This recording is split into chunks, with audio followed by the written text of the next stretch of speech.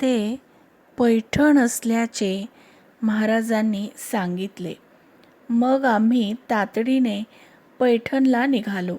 दादा, आई, आनंद व मी आटकेकर दादा असे पैठणला पोहोचलो.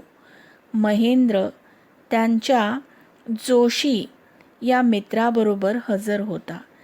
सकाळी ध्यानात दिसल्याप्रमाणे नदीकाठी गेलो. तसंच सगळं होतं. दादा म्हणाले, हेच ठिकाण मी पाहिले. मग उत्साहाने शोध मोहीम सुरू केली. दुपारपर्यंत 5 ते 6 समाधी पाहिल्या. मग जेवण करून थोडीशी विश्रांती घेऊन परत शोधण्यासाठी गेलो. संध्याकाळपर्यंत शोधूनही समाधी दिसली नाही. माझा व आईचा उत्साह मावळला. निराशा दाटून आली. गाढेश्वर शिवमंदिरात गेलो. तिथंही आसपास पाहिले. देवनाथ महाराजांची समाधी नव्हती. खूप रडू लागलो. दादा म्हणाले, दिवसभर खात पीत समाधी शोधताय, काही त्रास करून घेतला आहे का? समाधी इतकी सहजासहजी मिळणार नाही. ती परीक्षा आहे. तिचा शोध ही एक साधनाच आहे. ती पूर्ण झाल्याशिवाय समाधी मिळणार नाही. रडू नका. मग आम्ही मनाची तयारी केली. वाटतं तितकं ते सोपं नव्हतं. 2-3 दिवस शोध घेऊन कोल्हापुरास आलो. मग परत 15 दिवसांनी पैठणला गेलो. जिथं पालथी नगरी झाली होती तो परिसर शोधण्यास सुरुवात केली.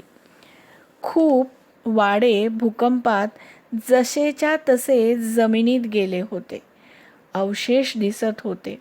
मोठे मोठे वाडे, नांदते वाडे भग्न झालेले पाहून मन खट्टू झाले. 3 दिवस तो सर्व परिसर पाहून कोल्हापुरास परत आलो. नवरात्र झाले. नवरात्रात दरवर्षी सांगवडेस जात होतो. दादांनी अष्टमीस होमाच्या वेळी आईसाहेब भगवती दादांना दर्शन देत तो अपूर्व सोहळा आम्हाला जाणवत असे. 7:15 वाजता आईसाहेबांचे आगमन झाल्यावर दादांनी त्यांना देवनाथ महाराजांच्या बद्दल विचारले. त्या म्हणाल्या, श्रीकृष्णाच्या आज्ञेने तो माझी उपासना करत होता. त्याने शाश्वत सुखाची मागणी केली. ते सुख तुला आळंदीची ज्ञानेश्वर माऊलीच देईल. तू आळंदीत जा असं सांगितलं. आळंदीस गेल्यावर माऊलींनी अनुग्रह दिल्यावर नेवाशास जाण्यास सांगितले. तेथून तो पैठणमध्ये आला. इथं पुढे काय घडलं ते सांगू नका अशी विनंती देवनाथांनी मला केली आहे. समाधी शोध त्याचा तोच घेऊ देत. मला हुडकून काढू देत. म्हणून मी पुढील काही सांगणार नाही. नवरात्रानंतर परत पैठणला गेलो. चक्रधराचे दत्त मंदिराचा परिसर शोधण्यास सुरुवात केली. काटेरी झाडे खूप होती. परिसर मोठा असल्याने आम्ही 2-2चे ग्रुप केले. मी, आटकेकर दादा, आनंद, दिलीप, दाशरथी, आई, दादा असा शोध सुरू केला. काटेरी झाडे, झुडपे खूप वाढलेली होती. त्यातून फिरताना कपडे फाटत होते. काटे पायात चपलात घुसून चप्पल रक्ताने माखली होती. मला सापाची खूप भीती वाटते, पण झुडपात किचकटात देवनाथ महाराजांची समाधी दिसेल म्हणून घसटत घसटत आत घुसत होते. फक्त त्यांना मिळवायचा हाच ध्यास सर्वांच्या मनात होता. त्यामुळे तर कसलीही भीती जाणवली नाही, मनातही आली नाही. दादा म्हणायचे, ही साधना आहे. तनात मनात तेच भरून राहिलेत. डोळे ते दिसावेत म्हणून आतुरतेने पाहत आहेत. हात त्यांच्या समाधीला स्पर्श करण्यासाठी आतुर होते. पावले समाधी शोधण्यासाठी वणवण करत होती. त्यांच्याशिवाय दादांच्या बरोबर आम्हा सर्वांना काहीही सुचत नव्हते. रात्री जेवण करून शांत बसल्यावर विचारातही तेच होते. गप्पाही त्यांच्याबद्दलच चालू असत. तेच सगळीकडे भरून होते. दत्त मंदिराजवळ एक छोटी टेकडी होती. दादा मला व आनंदला म्हणाले की टेकडीवर जाऊन एक दगड असेल, त्याला अत्तर लावून नमस्कार करून या. आम्ही टेकडीवर जाऊन दादांनी सांगितल्याप्रमाणे केले. दगडाला नमस्कार केल्यावर माझे श्वास वरवर जाऊ लागले. कसं बसं सावरून मी बाजूला झाले.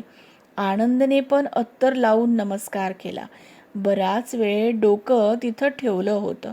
खूप वेळाने तो बाजूला होऊन आम्ही दोघं खाली आलो. आनंद खूप शांत वाटत होता. तोपर्यंत 2 वाजत होते. जेवणासाठी आम्ही मुक्कामाकडे निघालो.